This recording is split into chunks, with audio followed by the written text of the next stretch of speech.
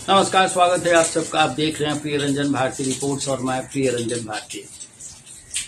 SIR यानी मतदाता पुनरीक्षण सघन अभियान का विरोध करके क्या तेजस्वी यादव बिहार विधानसभा में विपक्ष के नेता और महागठबंधन के भावी मुख्यमंत्री उम्मीदवार बुरी तरह फंस गए? ये सवाल सिर्फ मैं नहीं पूछ रहा हूँ, चुनाव आयोग भी पूछ रहा है और चुनाव आयोग संभवतः उनके खिलाफ कार्रवाई करने की सोच रहा है। एसआईआर पर विपक्ष ने घमासान की आसमान सर पे उठाए रखा। ये दिल्ली से, पटना से लेकर दिल्ली तक इसका जबरदस्त विरोध किया कांग्रेस और उसकी सहयोगी पार्टियां। बिहार में राष्ट्रीय जनता दल और कांग्रेस महागठबंधन, जो गठबंधन के स्वरूप में है बिहार में, इन सब ने पूरे सत्र में विधानसभा के हंगामा किया, काले कपड़े पहनकर आए और विरोध में आसमान सिर पे उठाए रखा। संसद में भी कांग्रेस के नेतृत्व में विपक्षी दलों ने यही किया। मतदाता पुनरीक्षण अभियान के बाद अब जब एसआईआर के बाद जिस तरह से चुनाव आयोग ने अब प्रारूप घोषित किया है, ऑनलाइन जारी किया है मतदाता सूचियों का रिकॉर्ड, उसे लेकर तेजस्वी यादव ने सवाल किया था। उसे लेकर उन्होंने घोषणा की थी कि बिहार के मतदाता सूची में उनका नाम नहीं है। चुनाव आयोग पर सवाल खड़ा किया था कि अपने मतदान के रिकॉर्ड दिखाए थे और उन्होंने ये दावा किया कि उनका नाम कट गया है। सवाल पूछा गया था, क्या आपकी पत्नी का नाम है? उन्होंने कहा कि जब मेरा नहीं है तो मेरी पत्नी का नाम कैसे आएगा। लेकिन थोड़ी देर बाद इस पर पटना के जिलाधिकारी एमएस त्यागराजन ने घोषणा की कि उनका नाम है और उनका रिकॉर्ड भी है। रिकॉर्ड जो दस्तावेज बताए गए उसके अनुसार उनकी एपिक संख्या RAB 0456228 है और ये दीघा विधानसभा में 2015 और 2020 का चुनाव इसी आधार पर लड़े थे।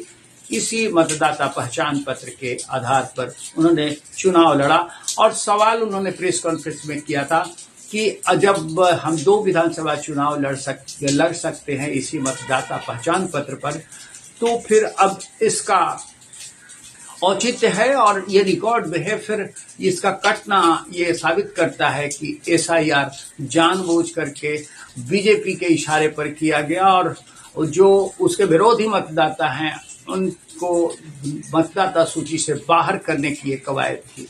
विरोध का अंदाज भी यही था। विरोध सिर्फ इसीलिए किया जा रहा था कि विरोधी मतदाताओं को सिरे से बाहर कर दिए जाने का ये मकसद है।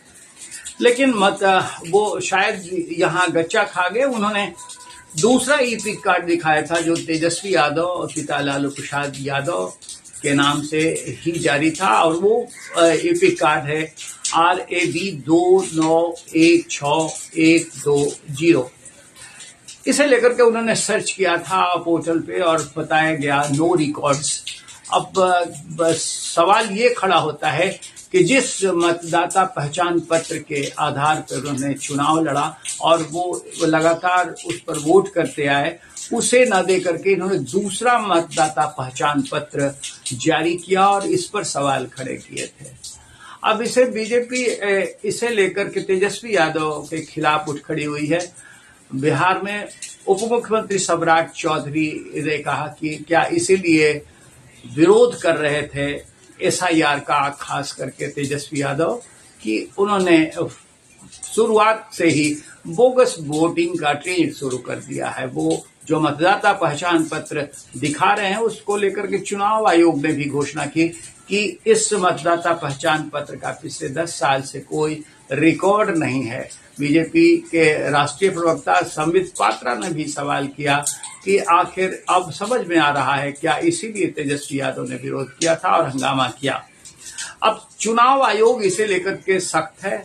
जिस तरह से डीएम त्यागराजन ने घोषणा की कि जो प्रारूप मतदाता पहचान मतदाता सूची जारी की गई है उसमें दीघा विधानसभा में मतदान केंद्र संख्या 204 पे जो बिहार पशु विज्ञान केंद्र में है वहां इनका प्रमाण पत्र 416 बूथ नंबर है और ये उनका जो मतदाता पहचान वो उसमें रिकॉर्ड जो बताया गया है उसके अनुसार उस पे प्रारूप मतदाता सूची में ये शामिल है।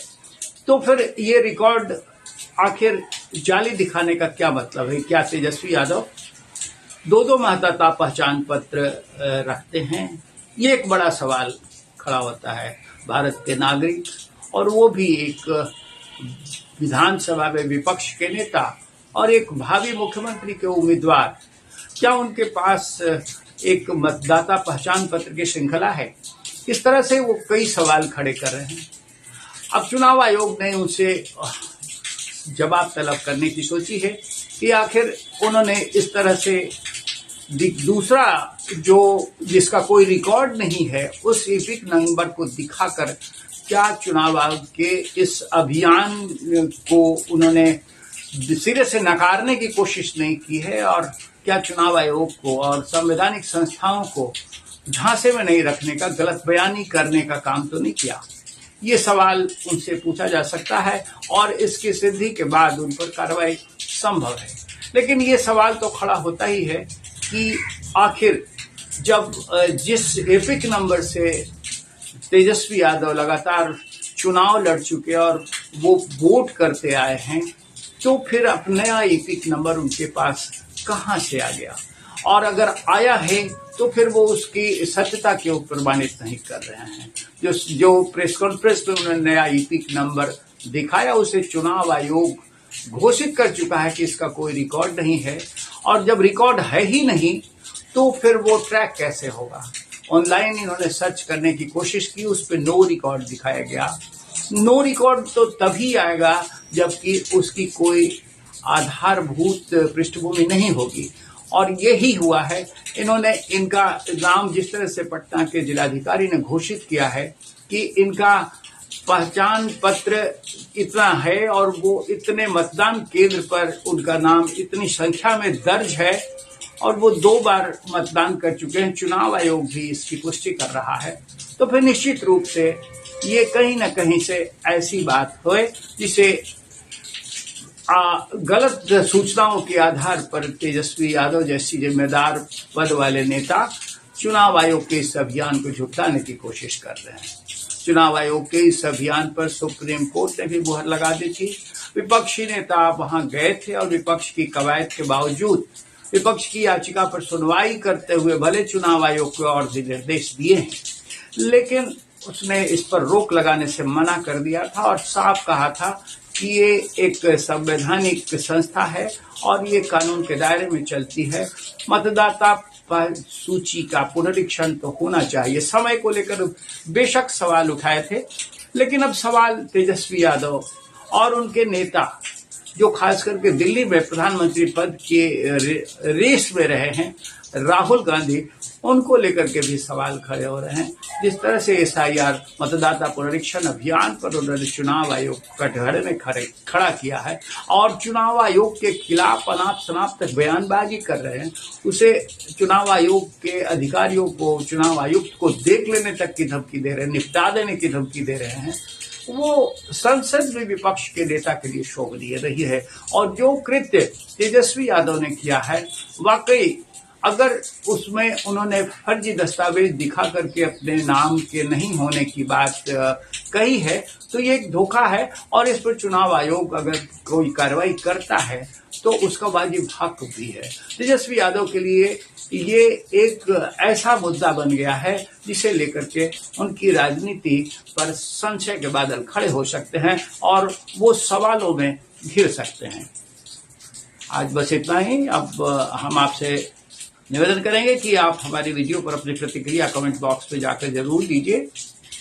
हमारे चैनल प्रिय रंजन भारती रिपोर्ट्स को सब्सक्राइब करिए, लाइक कीजिए, शेयर कीजिए। नमस्कार, फिर मिलते हैं जी।